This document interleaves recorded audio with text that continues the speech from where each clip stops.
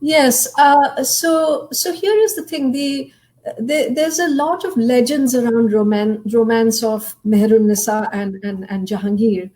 But in terms of and again, as I said, I bring those legends out in order to suggest how that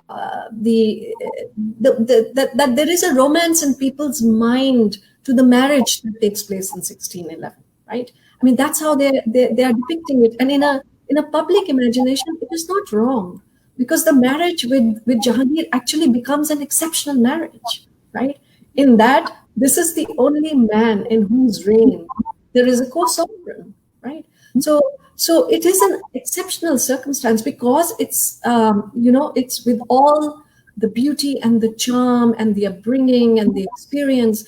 It is a deeply feudal patriarchal world, right? So to have the support of her husband, the emperor, but also her father, Ghayaz Beg, who by this time is the Wazir, right? And the incredible matriarchs in the harem. This is very, very critical.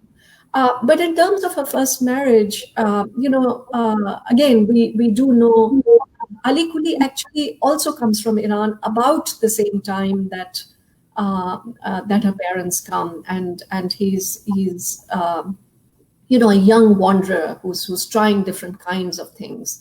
And eventually he serves in the Mughal army and is successful and is introduced to the court of Akbar, and is an employee. And again, we don't have the details in any of the records, but it's pretty obvious that Ghayaz Beg at some point sees this Persian wanderer and and there is a sense of affinity, clearly, as far as that history is concerned, and that marriage takes place. And it's a long marriage in which she, goes to Bengal.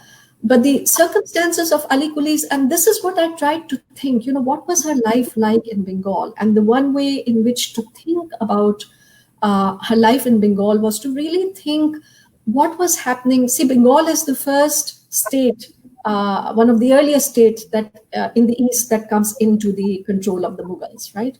And at the time of Noor's marriage and her life in Bengal, the center-state relations are very iffy, for want of a better word. That is, an employee in Bengal must pay obeisance to two centers of power. One would be in Rajmahal, which is the capital of Bengal at that time, as well as in Agra, which would mean for a medium-class officer like Ali Kuli, he would have to be out of the house quite a lot, or the mansion quite a lot. That is, to pay visits, to make arrangements.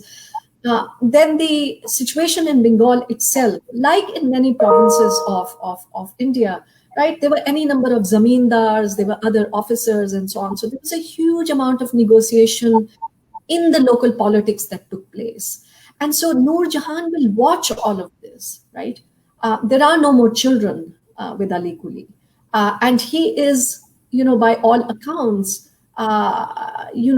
fairly, in quote unquote, lonely. The only person he has in terms of close intimates, there's no record of any of his relations in India. So it is Nur Jahan, and clearly there's a lot of exchange that takes place, and then there are letters and so on and so forth. So Bengal is really quite critical, because Nur Jahan is being formed here, right? She's really learning the politics, if you will.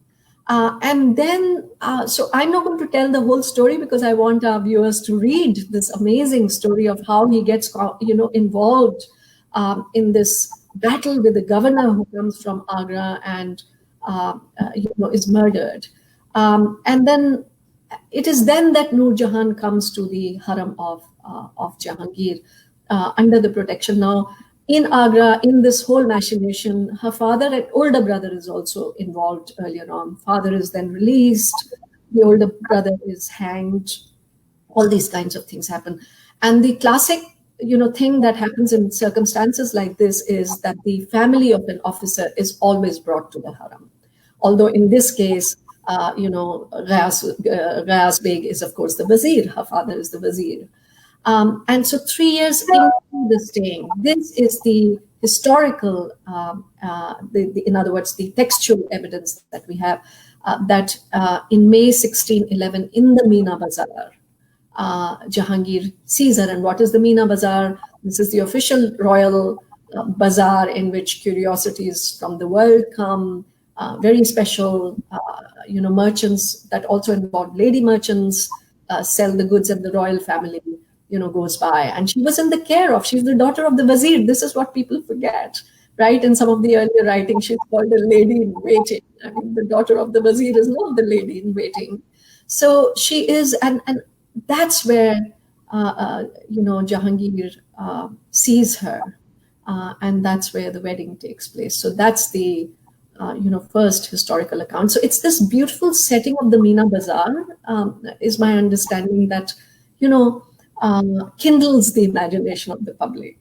And then I suppose the romance stories are, they come into view. I also sometimes think, I have no historical grounds to establish this, but I really believe that somehow the idea of anarkali, right, is actually the idea of the of Jahangir's.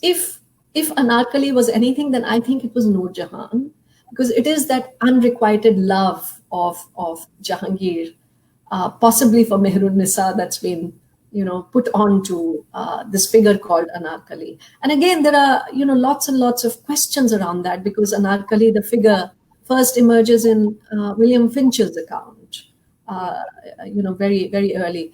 But then people have also suggested, in some histories of Lahore, it's been suggested that she was actually one of the wives of Jahangir. And we know that there is a whole Anarkali Bagh in Lahore, and so on and so forth. And there are tombs. So